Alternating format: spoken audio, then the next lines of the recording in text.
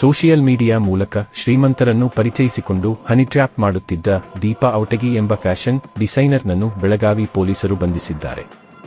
ತನ್ನ ಗೆಳೆಯ ಶಿವಾನಂದ್ ಜೊತೆ ಸೇರಿ ಉದ್ಯಮಿಗಳನ್ನು ಲಾಡ್ಜ್ಗೆ ಕರೆಸಿ ಅವರ ಬೆಲೆಬಾಳುವ ವಸ್ತುಗಳನ್ನು ದೋಚುತ್ತಿದ್ದಳು. ಬೆಳಗಾವಿ ಸೋಷಿಯಲ್ ಮೀಡಿಯಾ ಮೂಲಕ ಶ್ರೀಮಂತರನ್ನು ಪರಿಚಯ ಮಾಡಿಕೊಂಡು ಹನಿ ಟ್ರ್ಯಾಪ್ ಮಾಡುತ್ತಿದ್ದ ಸುಂದರಿಯನ್ನು ಬೆಳಗಾವಿಯ ಟಿಳಕವಾಡಿ ಠಾಣೆಯ ಪೊಲೀಸರು ಬಂಧಿಸಿದ್ದಾರೆ.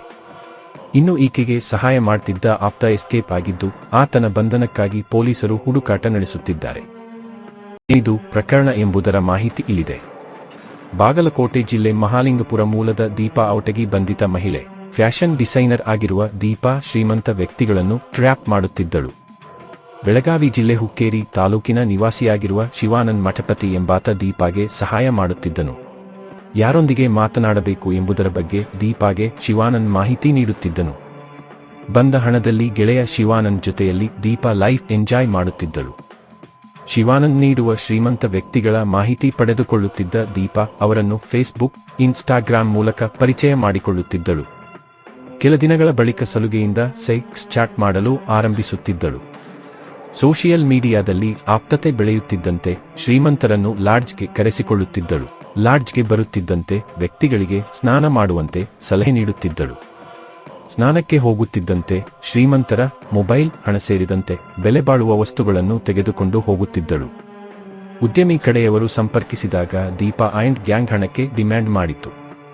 ಹಣ ಕೊಡದಿದ್ದರೆ ರೂಮ್ಗೆ ಕರೆದು ಅಸಭ್ಯವಾಗಿ ವರ್ತಿಸಿರುವ ಬಗ್ಗೆ ದೂರು ನೀಡುವ ಬೆದರಿಕೆ ಹಾಕಿದ್ದರು.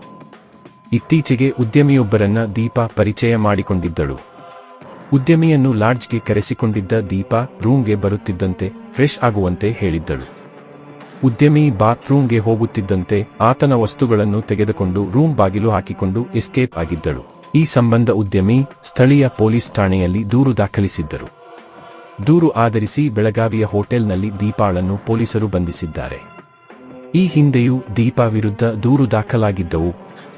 ಬಂಧಿತೆ ಆರೋಪಿ ದೀಪಾ ಬಳಿಯಿಂದ 1 Fortune car, 1 Maruti Suzuki S cross car, 11 mobile, 1 tab, 1 dongle, 3 car key, 14,000 ನಗದು ಹಣ ಸೇರಿದಂತೆ ಒಟ್ಟು 32,86,000 ಮೌಲ್ಯದ ವಸ್ತುಗಳನ್ನು ವಶಕ್ಕೆ ಪಡೆಯಲಾಗಿದೆ.